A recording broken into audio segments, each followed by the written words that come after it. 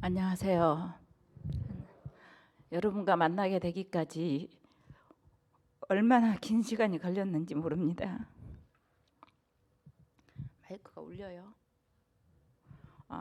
제가 정성원 목사님을 10여 년 전에 만났습니다. 그런데 정성원 목사님이 저에게 열정을 다해서 다니엘서와 계시록을 가르쳐 주셨어요.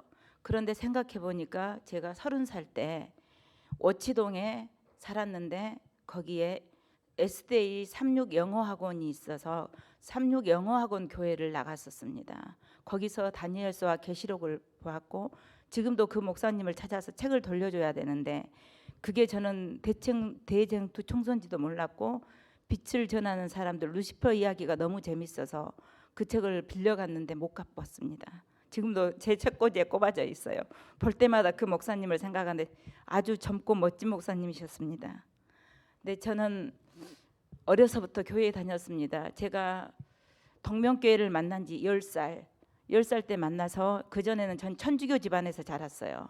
그리고 그게 거기에서 신앙생활이 시작됐고 저는 친구들하고 또 같이 노는 걸로 교회를 시작했어요. 근데 목사님이 니네들 목사님이라 부르지 말고 파더라고 불러라. 그 말이 너무 좋았어요. 목사님이 아버지가 된다는 게 너무 좋았거든요. 그런데 제가 그 교회 동명교회뿐만 아니라 저는 어느 날부터 말씀을 찾아 헤매기 시작했어요. 왜 이렇게 의식만 있고 형식만 있지? 왜 이렇지?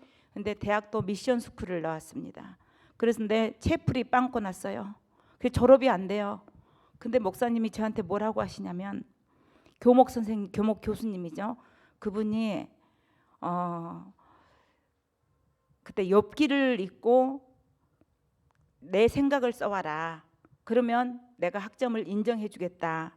그러더라고요. 저는 천주교를 더 지향을 했기 때문에 기독교에 나가는 것은 별로 의미가 없어. 그러고 체프를 안 들었어요. 근데 근다해서 천주교 교리가 마음에 든 것도 아니에요. 그리고 근데 그 사람들의 그 따뜻한 정이 좋았어요. 그래서 언젠가는 내가 천주교를 열심히 나가야지. 할머니의 바람대로. 저도 할머니 손에서 자랐거든요. 근데 천주교를 열심히 나가려고 해도 그 말도 안 되는 소리를 막 하니까 그 신부님이 너무 싫었고 수녀님이 너무 싫었어요. 그리고 제가 성경 공부를 열심히 했어요. 성경을 열심히 읽고 이건 그거 아니잖아요. 이건 아니잖아요. 여러분 천주교에서 여기 오신 분들 계시죠? 천주교와 기독교가 뭐가 다른지 아십니까? 성경책이 다릅니다. 성경책이 거기에는 외경이 들어있어요.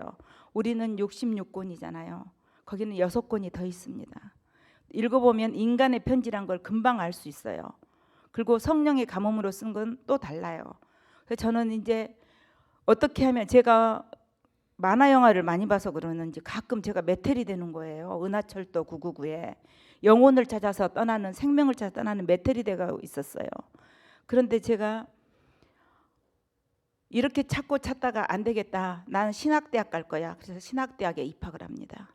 그래서 신학 공부를 했어요. 열심히 암기했고 열심히 공부해서 졸업은 했습니다. 그래서 저는 목사가 돼야겠다.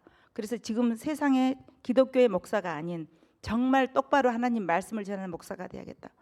근데 제가 반석교회라는 곳에 처음 전도사로 부임을 받고 갔는데 목사님께서 저한테 계속 뭘 못한다고만 하시는 거예요. 이 길은 내 길이 아닌가 보다. 그래, 그러면 나는 예술가의 길을 갈 거야. 본 대학은 예술을 했기 때문에 예술가의 길을 갈 거야. 그리고 저는 예술가로서 성공할 기회가 참 많았고 성공도 했습니다. 제가 뉴욕의 시민권자가 되었고 예술로 통해서. 그리고 지금 계림동에 제 조형물을 작년 11월 달에 세웠습니다. 그리고 뭐 여러 나라에 제 조형물을 세웠어요. 그러면 이 정도면 능력을 받았지. 저희 남편이 저한테 명인이 되래요. 근데 저는 그런 거 하기 싫다. 근데 이 한국에서 살아가려면 명인이 되어야 한다. 그래서 저는 명인이 되었습니다. 이제 인간문화재를 해라. 저는 그런 거 싫습니다. 절대 하지 않겠습니다. 그리고 하나님께 약속을 했어요. 왜 그러냐면 그 일을 하다 보면 세상 사람들한테 머리를 조아리고 그거를 하기 위해서 엄청 그 부정부패가 엄청나게 있다는 걸 봤어요. 그게 너무너무 싫었던 거죠. 근데 제가 이렇게 많이 간증문을 썼는데 이거 하나도 필요 없을 것 같아요. 이거는 제가 성경 공부하면서 느낀 점을 그때그때 썼는데, 저는 이렇게 말씀을 찾아서 헤매기를 52년을 했습니다. 제가 10살부터 시작했으니까 지금 제가 62세거든요. 그래서 52년째가 됐어요. 그렇게 헤매고 신학도 공부하고 하는 걸, 남이 하는 건 다 해보겠다고 하고, 저는 교파를 따지지 않았어요. 그리고 어디 교회에서 말씀이 있다면 무조건 쫓아가서 말씀을 들었고, 또 거기에 맞춰서 들으려고 노력을 했죠. 왜냐하면 그 교회에 존중을 해줘야 되니까. 그런데 안식일 교회를 가만히 생각하니까 제가 6살 때 처음 발을 디뎠더라고요. 남성교회. 그때 기억에 남선연탄에서 뭐 교회를 지어서 남성교회라고 했단 말도 기억이 나요. 그리고 동네 오빠를 따라서 그 오빠가 교회를 다녔어요. 그런데 남성교회를 다녔어요. 저를 따라서 데리고 다니는 거예요. 저는 뭣도 모르고 그냥 갔어요. 그가 이 안식일 교회인지 몰랐어요. 근데 제가 정성호 목사님을 만났는데, 제가 그 어떤 학교에 체험 교사로 가게 돼서 그 선생님이 안식일 교인이에요. 그래가지고 저한테 우리 목사님 한번 만나보세요. 그래요. 제가 말씀을 찾으니까. 그래서 목사님을 만났어요. 근데 목사님이 너무 인상이 좋으신 거예요. 그리고 제가 목사님을 참 화나게 많이 했거든요. 근데 다 받아주시는 거예요. 그런데 이 선생님이 저를 계속 질책을 하는 거예요. 근데 말도 안 되는 소리를 해요. 성경을 알면 똑똑히 알고 와서 말해. 어디서 성경을 갖다 들이대면서 하나님 말을 그런 식으로 해. 전 많이 화를 냈어요. 그리고 그분의 하는 것이 너무 합당치 못했어요. 예의가 없었어요. 그래서 목사님 말씀을 깨닫지 못하게 됐던 것 같아요. 정성호 목사님 너무너무 좋았는데, 그분을 보고 안식일 교회를 색안경을 쓰고 보고 이러니까 이단이라고 하지, 이렇게 생각을 했어요. 그리고 죄송합니다. 여러분한테 하는 말은 아닙니다. 그런데 제가 이 말씀을 목사님하고 공부했던 말씀을 아는데 정말 이 말씀을 깨달을 수 없었던 게 뭐냐면, 목사님한테 죄 문제, 영혼 문제, 그리고 안식일 문제는 말하지 마라. 목사님한테 당신 입 닥쳐, 그 소리하고 똑같았더라고요. 말씀을 깨달고 보니까. 근데 목사님은 너무너무 좋았어요. 그리고 우리 남편도 우리 정성호 목사님을 굉장히 존경해요. 그래서 머지않아 우리 남편이 여기 앉아 있을 것 같아요. 예, 근데 제가 저희 기존의 기독교에 다녔는데, 그 기독교에 다녀서 저는 신학교를 나오면 무조건 권사입니다. 28살 때 권사 직분을 받았어요. 그래서 권사로서 활동을 했는데 저는 그것도 싫었어요. 원래 무슨 감투를 쓰는 걸 되게 싫어합니다. 학교 다닐 때 반장은 못 해봤고 부반장만 했어요. 그 부반장이란 딱지가 그렇게 싫었어요. 근데 제가 말씀을 듣고 고마워요. 예. 말씀을 찾아 해보자 유튜브를 한 번도 본 적이 없어요. 제가 시력이 별로 좋지 않아서 휴대폰을 잘 안 들여다봅니다. 카톡도 잘 안 봅니다. 그런데 유튜브에서 어떤 말씀이 있을까? 근데 유튜브에 어마어마한 말씀이 있더라고요. 거기에 보니까 각 메뉴에 적성에 맞게 골라 먹을 수 있게 아주 메뉴별로 다양한 말씀들이 있더라고요. 저는 그렇게 종파가 많은지도 몰랐고 그렇게 이상한 교회가 많은지도 몰랐어요. 저 엄마 교회도 봤어요. 그래서 왜 엄마 교회지? 이러면서, 근데 이런 건 다 제꼈는데, 근데 어떤 사람이 마지막 사명이라는 제목이 딱 떠요. 어떤 이런 참남된 사람이 있어. 어떤 자기가 예수라고 한 사람이 또 나타났네. 마지막 사명이 뭐야? 사명같이 큰 단어를 함부로 쓸 수가 있어? 그리고 화가 났어요. 그러면서 클릭을 해봤어요. 어떤 사람인가 보자.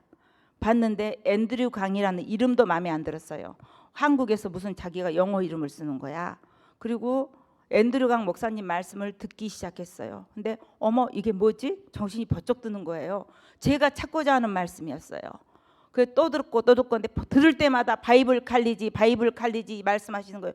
바이블 칼리지에 자세히 기록을 해놨다. 너희들은 이것만 읽어보면 된다. 이러는 거예요. 그래서 바이블 칼리지에 입교를 합니다. 그래서 바이블 칼리지를 공부하는데 2달이라는 시간이 걸렸어요.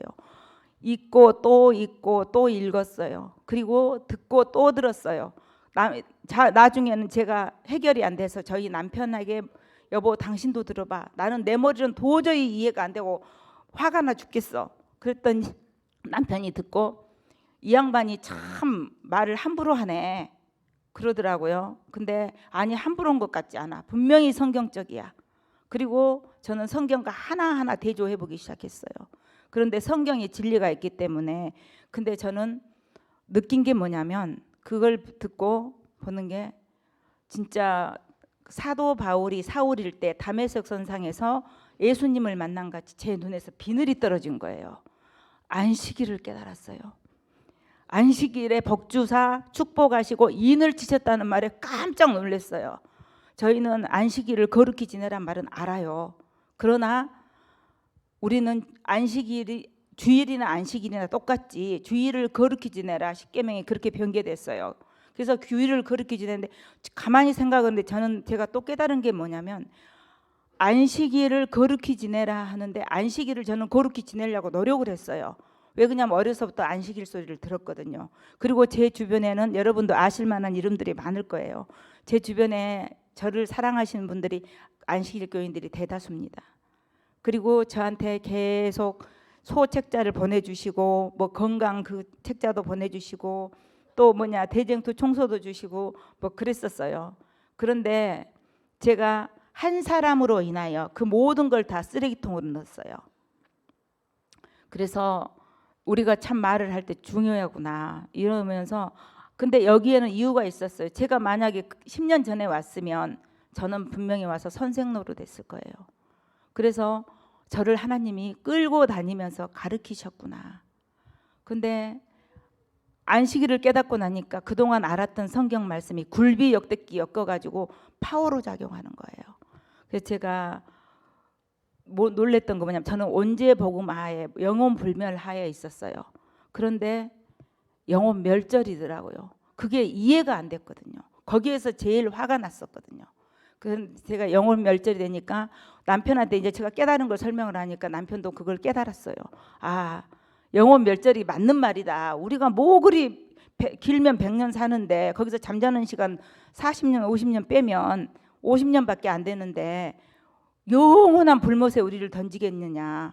근데 저는 항상 돌아온 탕자를 부러워하며 사는 사람이었어요. 저는 돌아온 탕자가 아니라 아버지 집에 거하는 큰아들이었거든요. 그러다 보니까 말씀 속에 살면서 말씀을 깨닫지 못하게 됐고 제가 완전히 목사님 계세요? 목사님 답답하셨죠? 제가 너무 깝깝한 소리만 하셔가지고 근데 제가 기왕 써왔으니까 읽어드릴게요. 이거 써서 읽는 거 별로 제가 좋아하지 않아가지고 저는 50년 동안 하나님을 아버지라 부르며 사는 믿음이 있는 자라고 생각했습니다.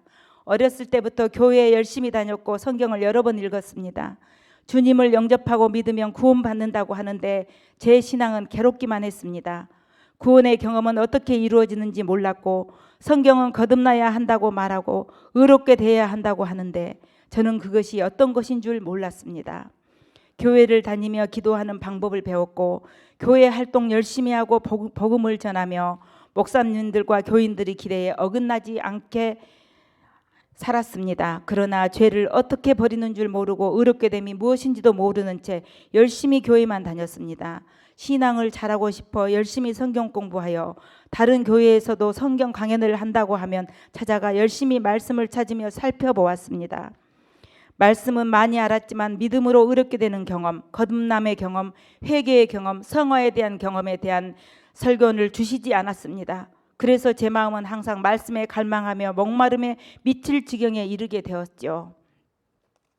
저는 주님께 참된 의의 경험이 무엇인지 가르쳐달라고 간구하기 시작했습니다. 마태복음 21장 31절 말씀에 예수님께서 저희에게 이르시되 내가 진실로 너희에게 이르노니 세리와 창기들이 너희보다 먼저 하나님 나라에 들어가리라는 말씀에 큰 충격을 받았고 저를 돌아보게 되었습니다. 마치 저는 교회 안에 있으면서 의의 경험을 하지 못하면 세리와 창기보다도 더 위험하다고 말씀하시는 것 같아 괴로웠습니다. 아, 내가 거듭난 것이 무엇인지 모르는 채 믿기만 하면 구원이라고 생각했으며 말씀과 성경의 교리는 알고 있는데 복음의 핵심을 놓쳐버림을 알았습니다. 그럼 난 어떻게 해야 하는가? 이제 마음속에 죄를 지적하고 소망을 주시는 하나님과 죄를 지적하시면서 저를 무너뜨리는 사탄이 싸우기 시작했습니다. 저는 죄의 유혹이 들어올 때 어떻게 대적해야 할지 몰랐고 죄에 쓰러질 때마다 사탄이 저를 찾아와 괴롭혔습니다. 저는 기도했습니다. 주님, 저는 세상을 사랑하지도 않았고 세상에서 인정받고 싶은 마음도 다 내려놓았습니다. 오직 주님께 말씀을 따르기 위해 열심히 말씀을 보고 기도하기에 힘쓰며 복음을 전하고 전도하였습니다. 그런데 솔직히 말씀드리면 구원이 어떻게 이루어지는지 모르겠습니다. 예수님의 보혈만 의지하면 그 십자가만 바라보면 구원이고 영원한 속죄를 받는다고 하는데 제 마음속엔 더러운 죄가 그대로 있고 성화되지 않았습니다. 제가 영원한 속죄에 들어간다는 뻔뻔한 말을 함부로 할 수 없었습니다.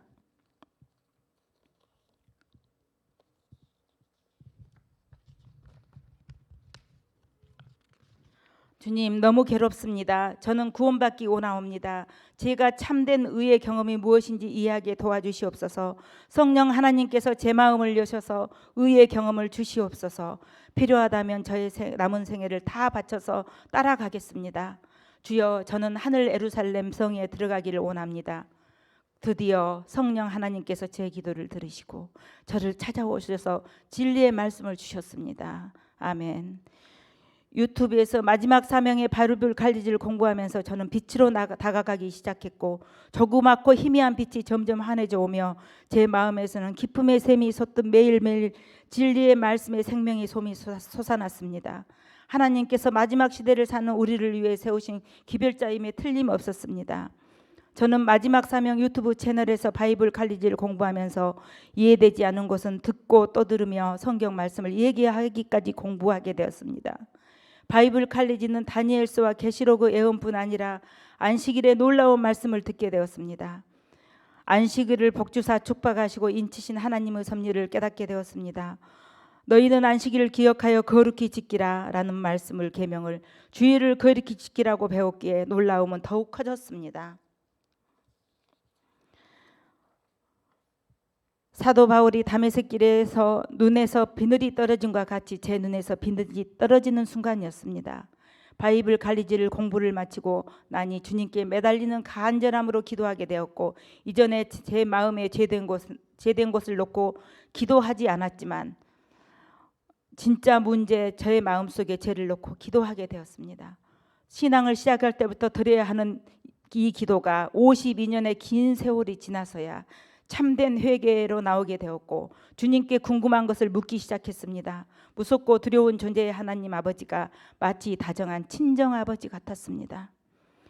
마지막 사명의 유튜브 설교 말씀을 들으면서 일반 기독교 듣지 못한 설교의 말씀을 듣게 되고 그때마다 기쁨과 평강이 찾아왔습니다. 죄를 용서받는 경험에 대한 설교, 참된 회개에 대한 설교, 유혹을 물리치는 설교, 성령께 굴복하는 설교, 말씀에 의해 삶이 변화되는 설교, 진리로 자유케 되는 설교 등등 성령의 말씀들이 하나하나 제 가슴속을 파고들었습니다. 그때마다 사단의 음성은 너는 하늘 가기에 충분하지 않아. 너의 경험은 의의 경험이 아니란다. 너는 속고 있어. 너는 좁은 길을 끝까지 가지 못할 거야. 이렇게 제 귀에서 속삭이며 괴롭혔습니다. 그러나 성령의 음성은 십자가의 은혜는 널 구원하기에 충분해. 하나님은 사탄보다 강해. 흔들리지 마라. 내가 도와줄게 하고 저를 위로하고 격려하고 있었습니다.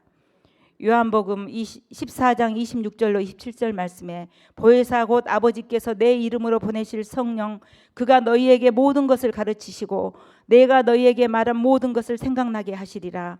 평안을 너희에게 끼치노니 곧 나의 평안을 너희에게 주노라. 내가 너희에게 주는 것은 세상이 주는 것 같지 아니하리라. 너희도 마음에 근심하지 말고 두려워하지도 말고 하셨으므로 제 삶 속에서 아주 작은 문제까지도 세밀하게 터치하시고 계시는 성령님을 바라보았습니다. 저는 그 성령의 음성을 진지하게 받아들이고 따라가고 있었습니다. 드디어 이길 수 없는 죄에서 성령님의 지대로 죄를 이기는 승리의 기쁨을 맛보았습니다. 작은 부정직, 작은 불순종, 작은 이기심, 작은 교만 등등이 저희를 멸망으로 끌고 가려 하나 조용히 임하시는 성령의 세미한 음성이 양심에 호소함으로 무엇이 잘못인지 깨달을 수 있었습니다. 성령님이 우리 양심에 호소하실 때 우리는 돌이키고 회개하면 성령께서 어떤 죄도 이길 수 있게 도와주심을 알았습니다. 성령 충만으로 곧 겸손이 되었습니다. 저는 겸손이 무엇인지도 몰랐고 공손하게 어른들에게 대하고 말 조심하면 겸손인 줄 알았습니다. 그러나 그 겸손은 내 심령 깊은 곳에서 오는 하나님을 경외함에서 오는 것임을 깨달았습니다.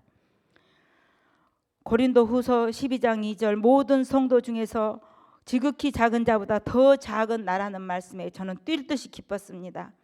우리가 성령의 굴복함으로 평안과 성화의 확신을 주십니다. 예수님은 그리스도인이 슬픔과 자책, 어두움과 죄의식으로 살아가기를 원하지 않으십니다.